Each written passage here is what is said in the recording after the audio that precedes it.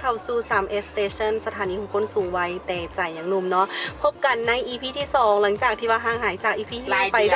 ดน ยังหนาเก่าอยู่เนาะบ่แม่นว่าบ่มีเฮาอัดไว้หลายๆวิดีโอแต่ว่าโปรแกรมเฮามันตัดต่อบ่ได้อย่างซี่นะก็เลยแบบต้องได้อัดใหม่และพบกันมื้อนี้3เก่าคนเก่าคนเดิมเนาะ3คนมี สบายดี Hello กับอีก2คนอยู่ทางหน้า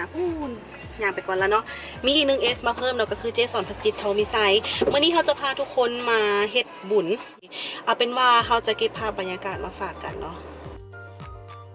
เพิ่นตั้งใจนุ่งสุดแบบสุดนี้มาเลยได้เห็นมาเดี๋ยวสู้ให้เบิ่งเลยสุดจีนมาเฉพาะเขาเอิ้นว่าเฮ็ดการบ้านมาดีเนาะเดี๋ยวเขาจะขึ้นไปมิดเลยเนาะก็คือเข้ามาบริจาคโลงศพก่อน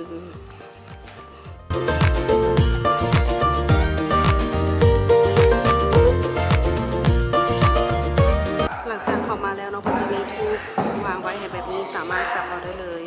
สำหรับใครที่ว่าบริจาคโลงศพอยู่ทางด้านลูกเขาก็จะเอาเจียนี่นะจุดสนินบอล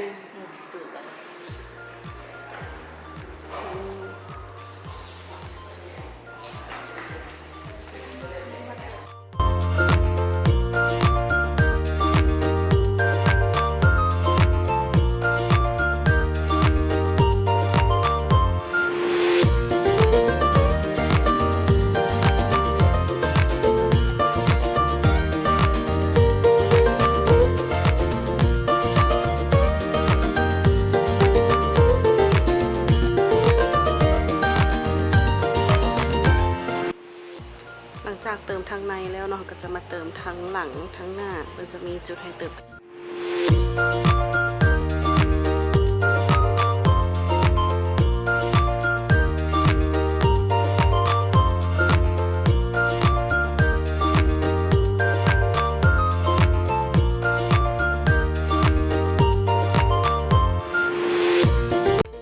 เอาวัดทำอิฐเนาะฮอดแล้ววัดอ่างใหญ่เนาะอ่างไงสมัยวัดอ่างไงเดี๋ยว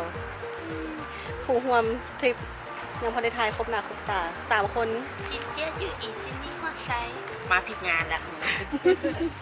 ไปเดี๋ยวพาเข้าไปเลยภายในวัดเราจะมีผู้ที่เขาจะ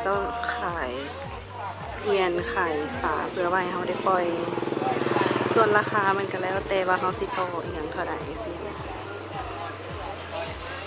วัดอ่างใหญ่เนาะหรือว่าเขาจะเอิ้นว่าอ่างปลาบึกเดี๋ยวเขาจะถ่ายภาพกันนี้วันนี้อากาศดีเนาะพอดีเลยนะอากาศพอดีเย็น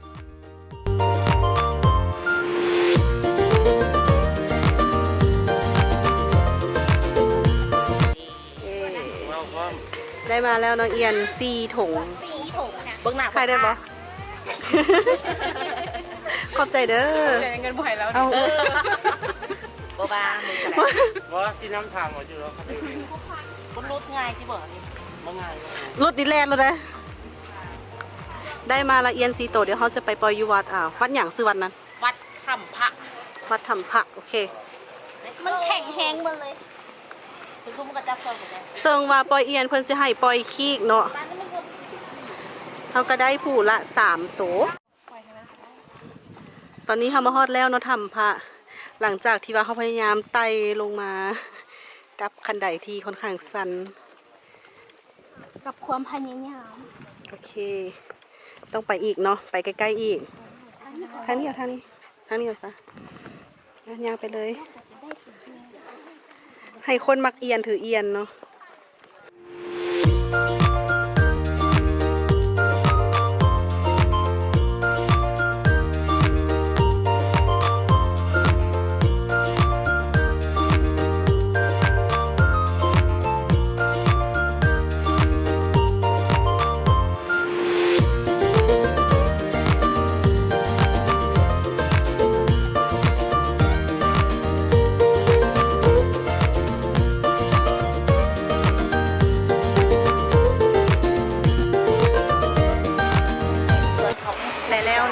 ความอยากกับพาน้องมาอยู่ที่นี่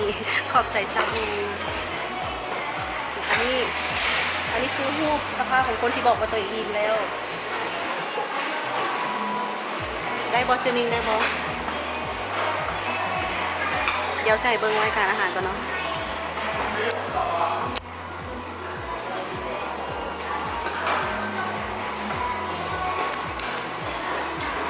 กุ้งเน้นๆเนาะกุ้งเน้นๆรวมทั้ง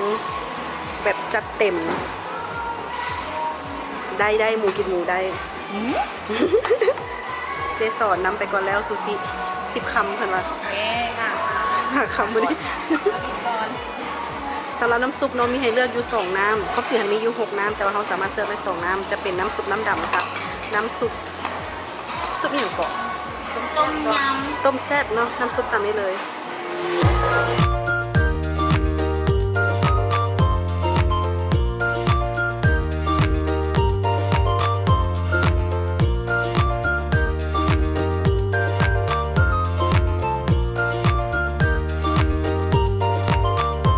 ลากันไปก่อนพบกันใหม่ในวิดีโอหน้าเฮาสิพาทุกคนไปใส่หรือว่าสิพาทุกคนไปกินหยังสบายดีบ๊ายบาย